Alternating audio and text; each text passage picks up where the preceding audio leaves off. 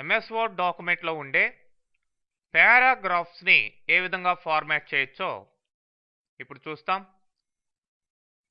మరి ఇక్కడ 3 పారాగ్రాఫ్స్ని నేను టైప్ చేస్తున్నాం. సో ఇప్పుడు మీరు పేజ్ లేఅవుట్ ట్యాబ్ కింద పారాగ్రాఫ్ గ్రూప్ ఉంది. ఈ పారాగ్రాఫ్ గ్రూప్ని తీసుకోండి. ఇక్కడ left to right to indentation పారాగ్రాఫ్కి ఇవ్వబడి ఉంది. మీరు ఇట్లా చూడండి, లెఫ్ట్ ఇండెంటేషన్ రావడం జరిగింది. రోలర్లో కూడా మీరు గమనించవచ్చు. అట్లనే ఇండెంటేషన్ తగ్గించేస్తున్నాను. అట్లనే right,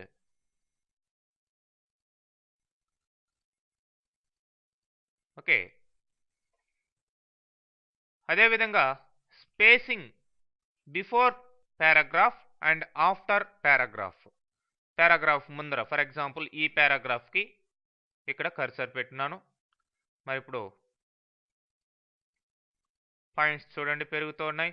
before paragraph and after paragraph ఇట్లా మీరు ఇంక్రీజు డిక్రీజు చేసుకోవచ్చు.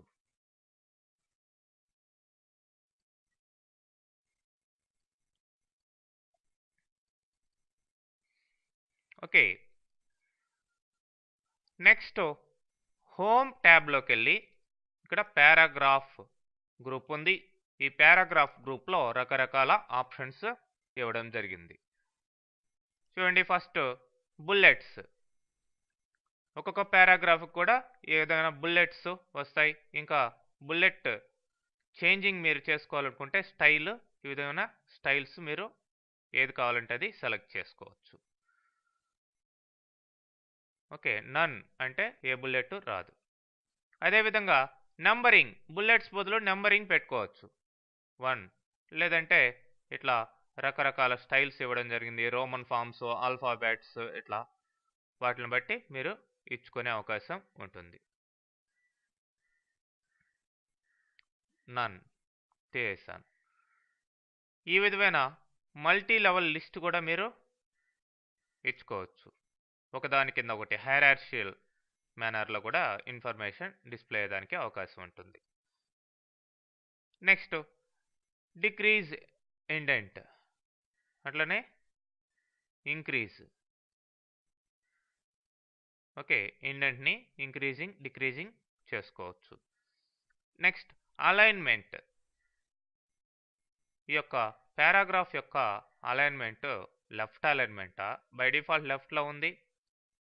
అదే సెంటర్ రైట్ అలైన్మెంట్, మళ్ళీ లెఫ్ట్ ఇచ్చాను.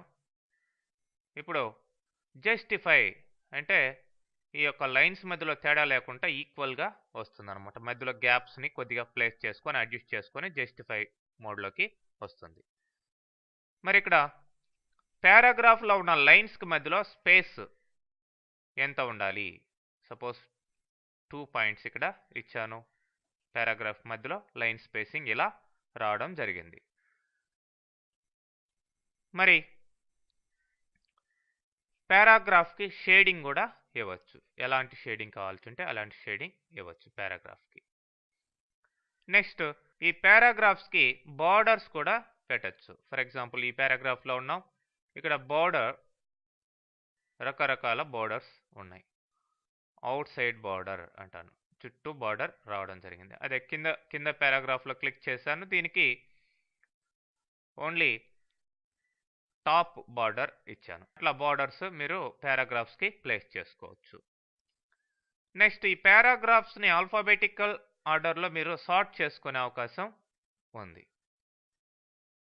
చూడండి, బై టెక్స్టా నంబరా ఏంటని ఇచ్చి ascending are descending order place చేస్తే ఫస్ట్ గ్యాప్ ఉంది కాబట్టి ఈ పేజీలో ఆ గ్యాప్ ఫస్ట్ రావడం జరిగింది, మిగతాన్ని తర్వాత వచ్చాయి.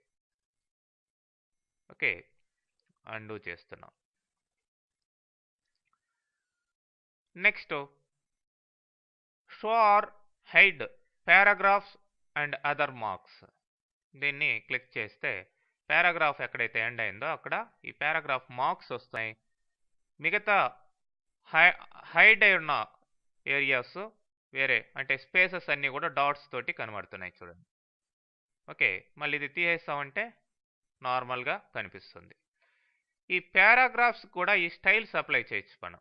చూడండి, ఇక్కడికి వెళ్ళగానే ఆ స్టైల్ ఆ పారాగ్రాఫ్కి అప్లై అయింది with no spaces, normal. Okay, ఇక ఈ యొక్క స్టైల్స్, రకరకాల స్టైల్ సెట్స్ కూడా అప్లై చేయొచ్చు, కలర్స్ కూడా అప్లై చేయొచ్చు. ఓకే, ఈ విధంగా మనం ఈ యొక్క పారాగ్రాఫ్స్ని ఫార్మాట్ చేసుకునే అవకాశం ఉందండి.